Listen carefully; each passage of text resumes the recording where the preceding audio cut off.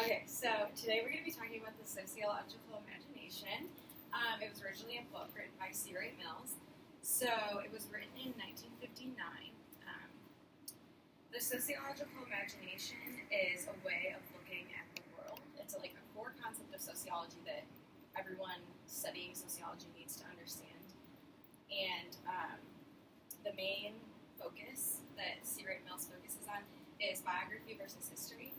So biography is like your personal, private, internal struggles and abilities and opinions on things. And then history is the societal impacts and the power that it can exert over you. So social institutions make up the history component of the sociological imagination. So social institutions can be defined as a collection of values that meet societal needs by maintaining social order and carrying out societal functions.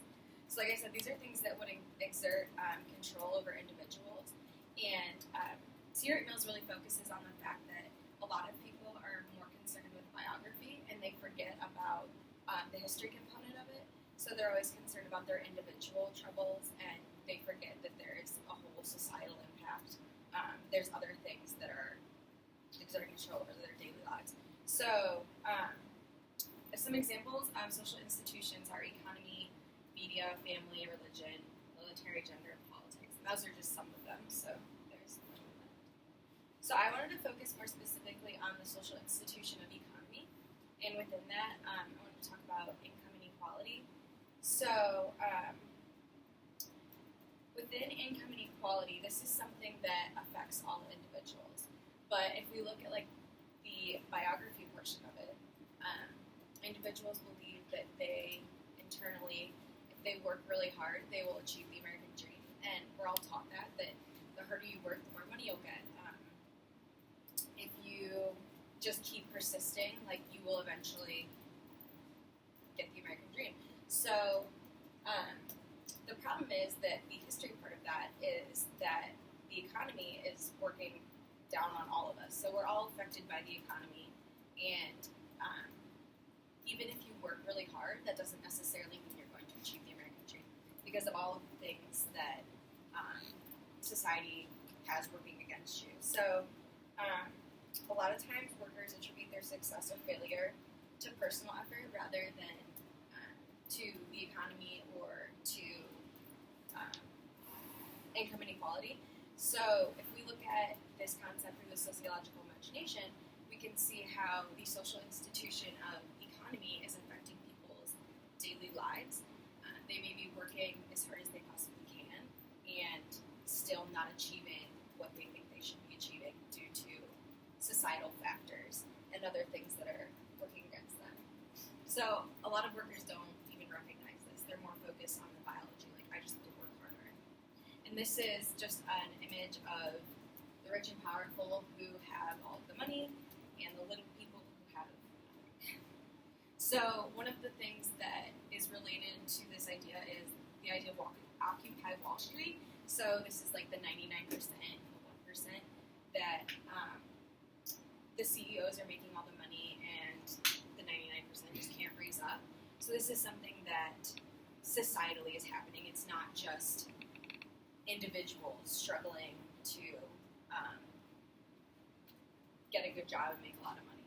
So this graph just shows how there used to not be as many people who worked two jobs, or who both partners worked a job. So in 1960, only 70% of families had only the father employed, but now it's down to 31%, whereas families with two incomes is up to 60%. So this just shows that the need for two earners in a household is increasing because there's so much income inequality. Go. Folks based on their net worth. We'll color code them like we did before based on which 20% quintile they fall into.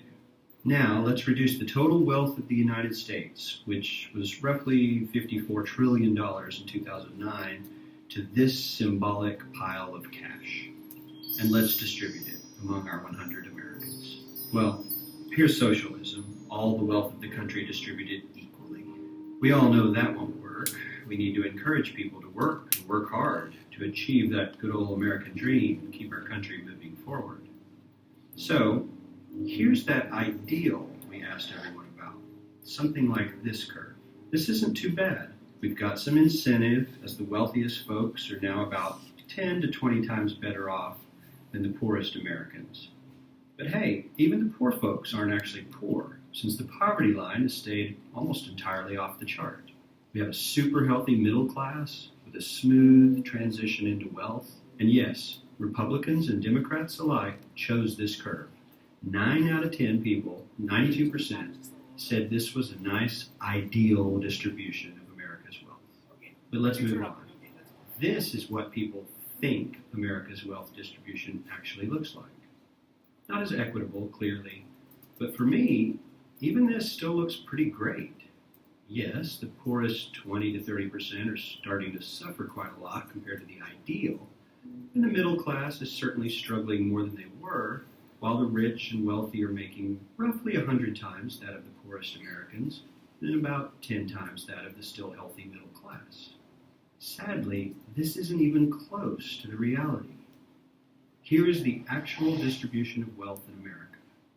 The poorest Americans don't even register. They're down to pocket change. And the middle class is barely distinguishable from the poor. In fact, even the rich between the top 10 and 20 percentile are worse off. Only the top 10% are better off. And how much better off? So much better off that the top 2 to 5% are actually off the chart at this scale.